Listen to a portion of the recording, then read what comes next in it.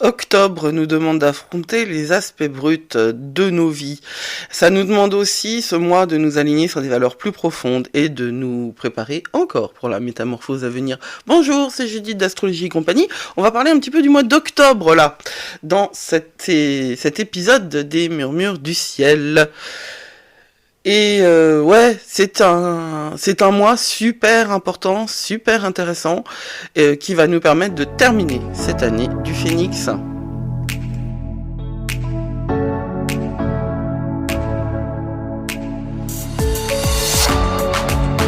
Oui, parce que 2024 c'est l'année du Phénix et 2025 c'est l'année de la grande transformation.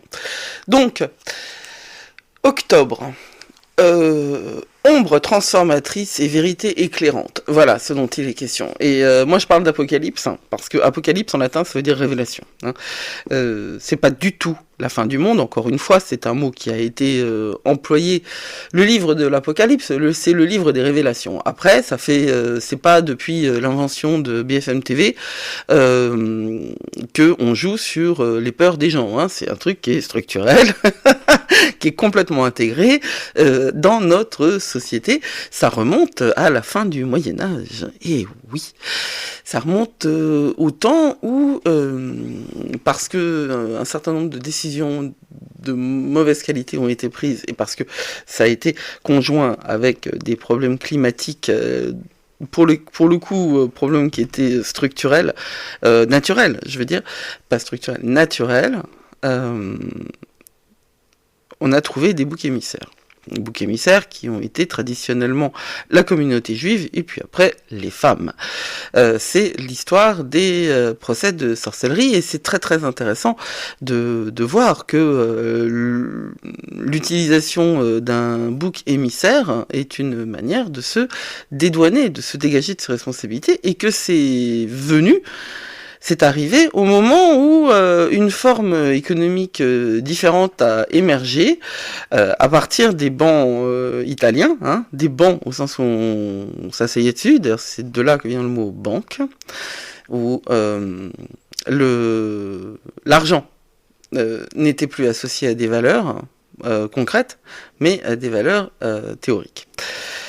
Évidemment, je parle du capitalisme dans lequel on vit et dans lequel, moi, personnellement, en ce qui me concerne, j'ai pas particulièrement envie qu'on le transforme littéralement, parce que si de l'autre côté, c'est une dictature quelconque, c'est no way, quoi. Ça suffit, La dictature, on en a, c'est bon. On peut inventer quelque chose d'autre, et c'est 2025 qui va nous aider à le faire, en termes d'astrologie, et en termes de révélation, il faut que nous fassions face à nos ombres de manière collective. L'Apocalypse, c'est donc le livre des révélations. Et les révélations, elles vont continuer. Je ne sais pas si vous êtes au courant, mais des révélations, on en a. On en a sur des hommes qu'on considérait comme des parangons de vertu. On en a aussi sur des actions qu'on considérait comme motivées par la vertu. Genre libérer des otages. Or, il s'avère que c'était pas du tout l'objectif de libérer des otages, et puis que l'autre, il a certainement fait du bien à quelques-uns, mais il a fait du mal à quelques-unes, et que c'était su, et que c'était protégé, que ça a été protégé. Je pense que ce qui est le plus violent dans cette affaire, c'est pas la distance entre l'homme public et l'homme privé, c'est le fait qu'il y ait eu tout un système de protection. Et c'est ce système-là qui tombe. C'est en fait, voilà, la révélation, c'est que non, ces choses-là vont être... je ne dis pas qu'elles n'existent pas et qu'elles ne vont plus exister, puisque évidemment... quand on bénéficie d'un certain nombre de privilèges et quand on est pris par l'hubris, c'est l'orgueil, la folie de la grandeur, la folie de tout pouvoir, il n'y a pas trop de raison qu'on se débrouille pour qu'il n'y ait plus ces privilèges-là pour les autres. En tout cas, astrologiquement parlant, c'est parfaitement cohérent, c'est parfaitement normal. Normal. Le mois d'octobre, il commence par une éclipse, enfin la fin du portail des éclipses, entre le poisson et la balance, et il va y avoir des rétrogradations importantes depuis son mouvement planétaire, et ça va nous inviter à regarder à l'intérieur, à découvrir des vérités cachées de nous, et à recadrer nos perspectives.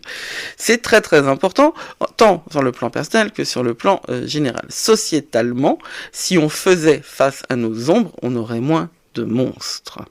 Ça, c'est une certitude.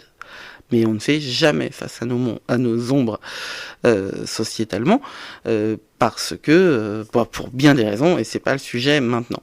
C'est une éclipse solaire en balance qui commence, hein, donc elle va donner le ton l'ensemble du mois. On est sur des thèmes de l'équilibre, de la justice, hein, et du partenariat. Tous ces thèmes-là, sur un plan individuel, ils vont devenir plus nets. Cependant, il y a des courants sous-jacents dans ce mois qui sont remplis d'intensité, de l'intensité du Scorpion, puisque Vénus est encore en Scorpion, et du coup, des calculs qui vont nous obliger à danser entre courage et vulnérabilité. C'est très important que nous soyons à la fois dans le courage et à la fois dans la conscience de la vulnérabilité qui va alimenter ce courage. Il n'y a pas de courage sans vulnérabilité. Quand on n'est pas à même de penser qu'on est en danger, on n'est pas courageux, on est inconscient. Et être inconscient, c'est tout ce qu'on veut pas, hein puisqu'il s'agit d'être en conscience pour terminer cette année 2024, l'année du Phénix, qui a cramé pas mal de choses en nous. Hein. C'est un peu comme si on était en combustion, comme avant un Casimir. On va accéder à une révélation. Mais pas, voilà, on accède à des révélations. D'ailleurs, les thèmes clés de ce mois, est-ce que c'est pas trop bien fait tout ça? Les thèmes clés de ce mois, c'est comme je l'ai dit, ombre et révélation. Hein, il y a beaucoup d'ombres, parce que la nouvelle lune, elle était conjointe à Lilith aussi, parce que Vénus est en Scorpion, et tant que Vénus est en Scorpion, de toute façon, on deal avec les ombres. Hein. Vénus, c'est cette planète-là de l'amour, évidemment, cette Aphrodite, mais pas que. C'est la planète des relations, et puis surtout, dans l'énergie de la balance, elle dirige la balance d'une certaine manière, qui est de chercher l'harmonie, les relations, les contacts, les échanges. Qu'est-ce que c'est l'argent ? L'argent, c'est une énergie d'échange. C'est absolument pas une valeur, enfin ça a été dévoyé, ça aussi, hein. C'est pas une valeur intrinsèque, c'est pas une valeur en soi, l'argent. L'argent n'a de valeur que pour ce qu'il procure. Donc l'argent n'a de valeur que dans sa dynamique. Et l'argent est une énergie avec laquelle on est globalement embisbillé. Sauf, disons qu'il y a traditionnellement des ombres énormes par rapport à l'argent. Parce que c'est beaucoup plus simple comme ça, c'est une question sociétale aussi, c'est une question historique. Hein. C'est beaucoup plus simple de honnir ceux qui gagnent de l'argent ouvertement, c'est-à-dire vers les autres, pour pouvoir en amasser soi. Voilà. Le côté janiforme, biface, Janus du dieu à deux faces, de notre société et de ceux qui la dirigent existe depuis... je sais pas, j'imagine qu'on peut certainement poser une date, et en tout cas une perspective historique sur ça, mais je l'ai pas fait. Moi j'ai travaillé principalement sur la fin du Moyen-Âge, et j'ai travaillé sur la fin du Moyen-Âge dans une dimension mystique. Je me suis pas tant intéressé que ça au contexte qui a fait monter cette mystique. Je me suis intéressé aux pratiques mystiques de la fin du Moyen-Âge dans mon doctorat. Ce qui est très surprenant en soi, hein, parce qu'à l'époque j'étais complètement athée et hyper pratique, complètement matérialiste en fait. Mais bon, c'est ce choix-là, j'allais dire, ouais, je voulais dire c'est ce choix que j'ai fait, et en fait j'allais dire c'est ce choix qui m'a fait. Donc, quelque part, on n'échappe pas à son destin, c'est assez surprenant. Destin. Ouverture de la parenthèse. Il ne s'agit pas de fatalité, il s'agit d'un chemin. Je l'ai emprunté sans le voir quand j'avais 20 ans, et maintenant, je l'emprunte en conscience. Ferme la parenthèse. Donc les thèmes du mois d'octobre sont ombre et révélation, parce que éclipse et rétrogradation vont nous demander d'examiner des mondes cachés en nous et des histoires inachevées. Nous allons donc pouvoir conclure des choses, amener des conclusions, amener des fermetures, apporter de la paix et regarder les choses en face pour qu'elles se terminent. Autre thème essentiel, le pouvoir de la réflexion. Vénus et Saturne sont dans des signes d'eau, et ils vont nous inciter à nous transformer par la résilience émotionnelle. Et la résilience émotionnelle, elle fonctionne par la réflexion. Pourquoi réflexion? Quel est ce mot-là? Est-ce que c'est véritablement l'acte de réfléchir? Oui. Qu'est-ce que ça veut dire réfléchir? Alors, c'est-à-dire penser, c'est-à-dire agiter des idées, mais à la base, qu'est-ce que ça veut dire réfléchir? Ça veut dire envoyer une image. Qu'est-ce qui réfléchit? Un miroir. C'est quoi les premiers miroirs? Pensez à Narcisse. Hein. Les premiers miroirs, c'était des étendues d'eau. Donc la dimension réflexive de l'élément eau, qui est extrêmement présent hein, dans ce thème du mois d'octobre, la présence de l'élément eau, elle est là aussi pour nous permettre de nous voir. Alors de nous voir d'une manière qui est peut-être déformée, mais vous le savez qu'on se voit toujours d'une manière déformée, qu'on soit dysmorphophobique ou pas. Les dysmorphophobiques, quand ils se regardent dans un miroir, ils ressemblent pas du tout à ce que les autres voient quand ils les regardent. Globalement, c'est toujours beaucoup trop gros. Ou avec un... beaucoup trop moche. Voilà, c'est dans une dimension de négation de soi. Mais on ne se voit jamais tel qu'on est. On se voit tel qu'on se sent. Hein. Donc le miroir, par essence, il est à la fois déformant et à la fois la représentation visuelle de notre monde intérieur. Il n'est pas la représentation visuelle de notre monde extérieur. Ça, c'est vraiment un point, et c'est en ça que l'eau est un véritable élément de réflexion. On pourrait penser que c'est l'air qui est l'élément de la pensée. L'air est l'élément de la rationalité et de la communication autour d'une pensée logique. Mais la réflexion, c'est quelque chose d'autre, de complètement différent. Donc c'est vraiment le Vénus et Saturne dans des signes d'eau qui vont nous aider à ça. Mars y est également et nous apporter justement ce courage dans la vulnérabilité dont je parlais, qui est ce point pour moi essentiel. On n'est pas courageux si on n'est pas vulnérable. Si on n'est pas conscient de notre potentiel de destructibilité, je ne sais pas si ce mot-là il existe, eh ben on n'est pas courageux, on est inconscient. La vulnérabilité, c'est ça qui nous donne le vrai courage. Et Mars en Cancer, c'est exactement ce que ça fait, ce que ça nous fait déjà depuis que ça a commencé. Ça souligne le besoin de force intérieure qui va nourrir nos désirs les plus profonds. Puis il y a pas mal de carrés. Hein, et les carrés, à quoi ils servent? Eh ben, ils servent à révéler ce qui doit être libéré pour progresser. Voilà une lecture des carrés que j'ai découvert il y a peu de temps. J'étais pas loin de ça, hein, quelque part. Mais j'y étais pas. J'avais pas ça encore. On évolue tout le temps. Moi, j'apprends tout le temps. L'astrologie, c'est un boulot H24. Je fais ces podcasts, mais en plus des coachings et rendez-vous, etc. Mais il y a toute une partie d'apprentissage permanent. C'est formation continue. Hein.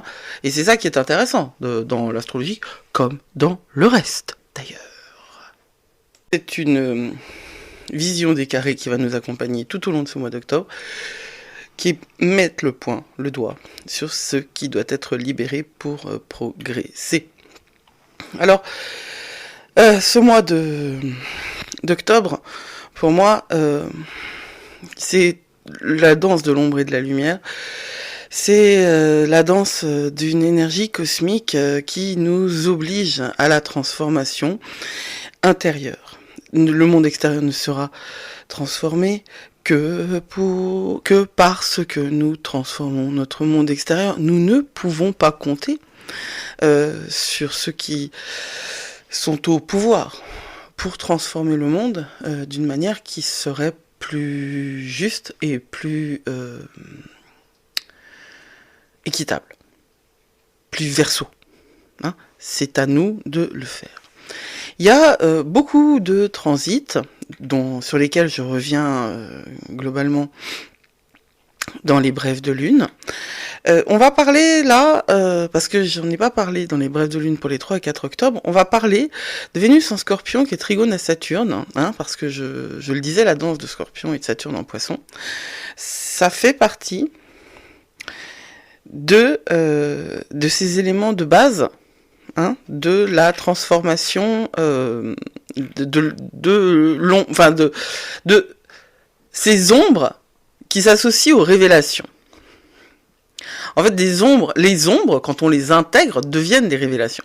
Et Vénus en Scorpion, qui elle est profonde et intense, on est d'accord, est en trigone. Le trigone, c'est une harmonie absolue, totale, qui ne demande aucun effort, avec Saturne rétrograde en Poisson. Ça veut dire que on va avoir un engagement émotionnel et une intégrité qui vont devenir inévitables en nous, quelque part. Et c'est vraiment un moment très important pour approfondir des liens et pour solidifier des fondations dans nos relations les plus intimes, celles que nous aurons eu l'occasion d'explorer, de voir, de comprendre au moment de la nouvelle lune. Rien de superficiel ne résistera à ça. Ce Vénus en Scorpion trigone à Saturne, rien de superficiel ne résistera à ça. Seul ce qui est réel et durable va prospérer. Ensuite, là, Mars va arriver au 17e degré du Cancer, qui est la partie du zodiaque qu'il va traverser dans sa rétrogradation en 2025. Et donc, à partir du 5 octobre, on peut commencer à sentir des grondements, des thèmes qui vont refaire surface toute l'année prochaine. Alors évidemment, Mars en Cancer met l'accent sur le courage émotionnel, on est d'accord, sur la nécessité de protéger ce qui compte vraiment, mais sur la nécessité aussi de prendre en considération la vulnérabilité pour pouvoir se battre.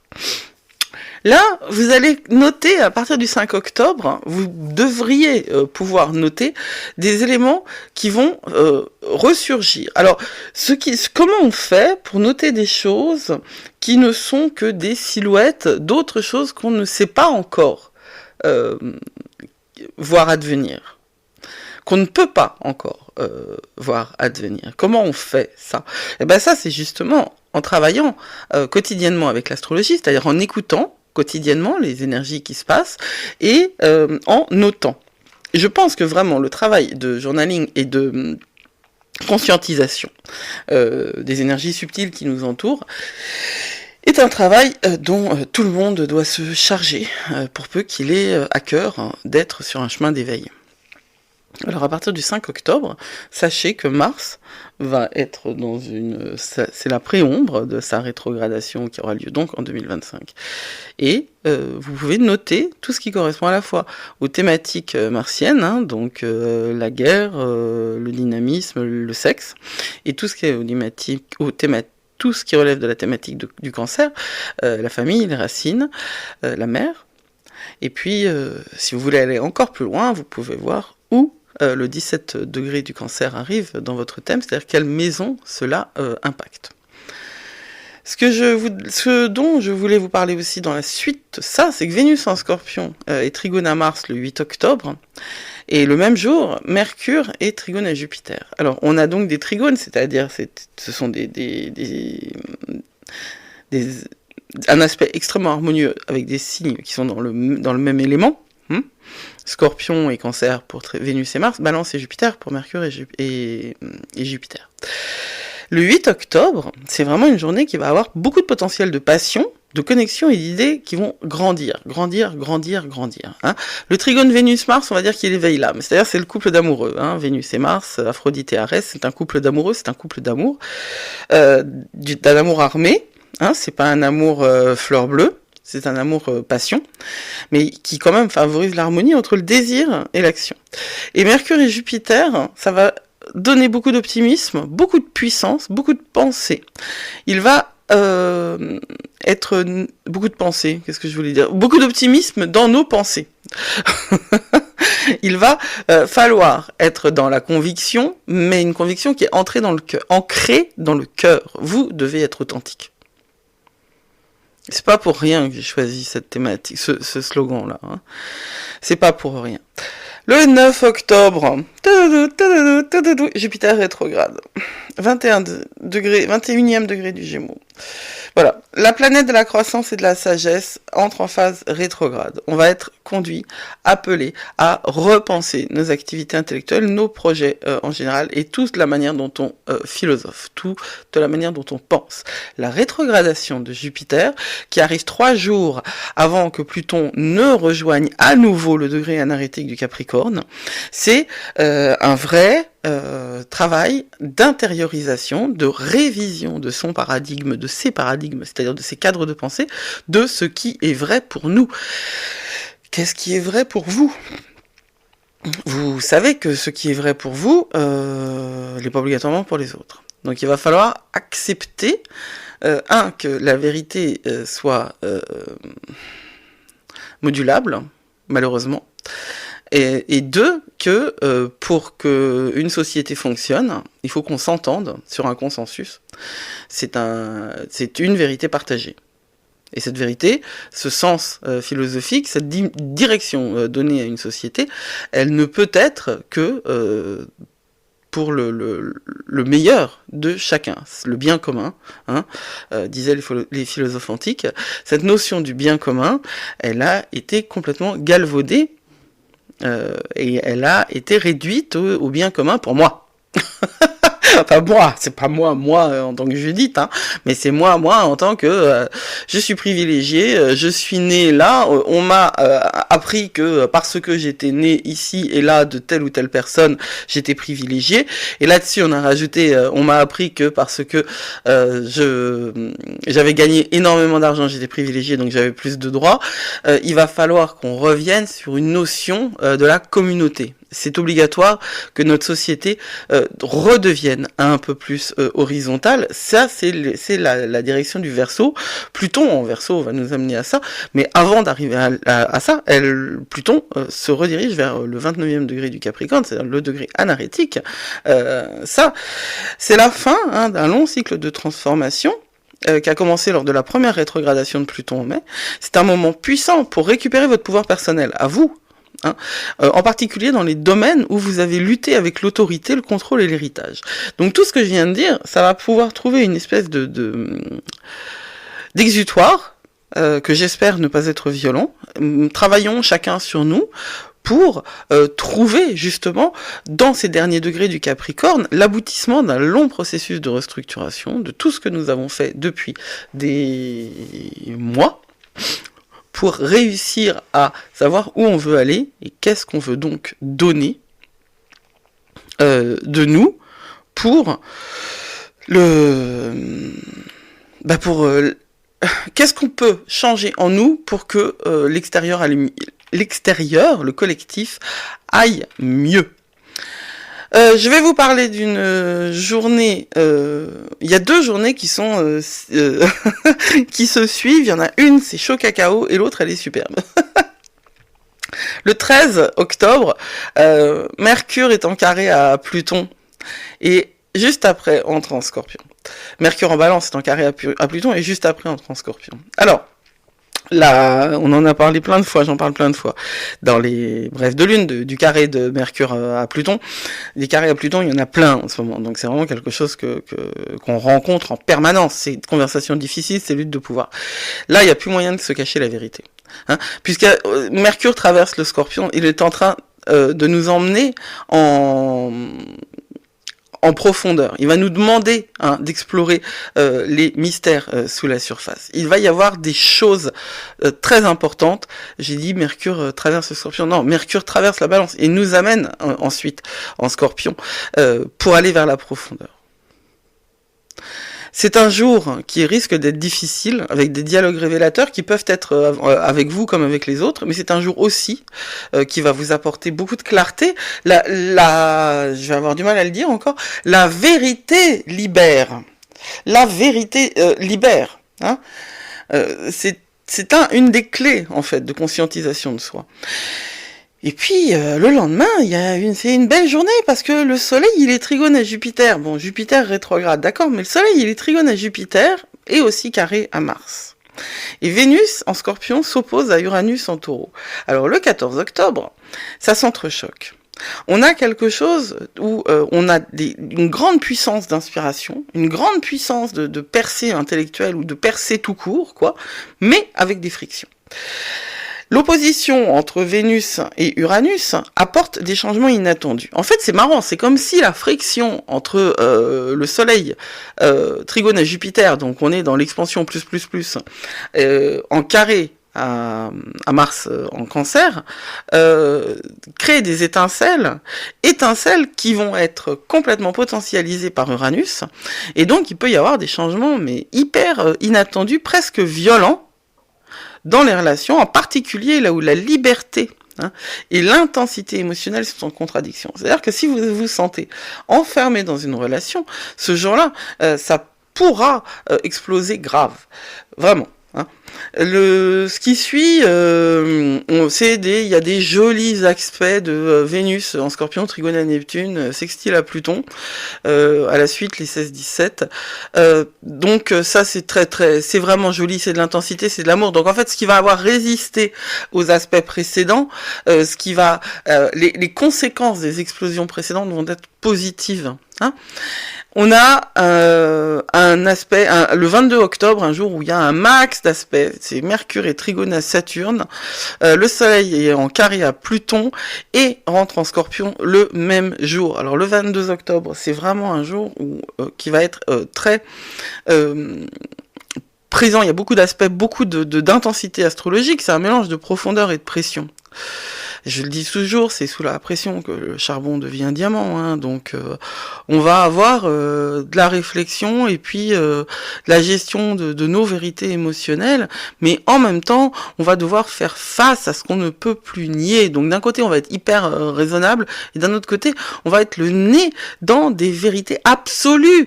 Sur nous, sur le monde, sur nos relations, sur tout.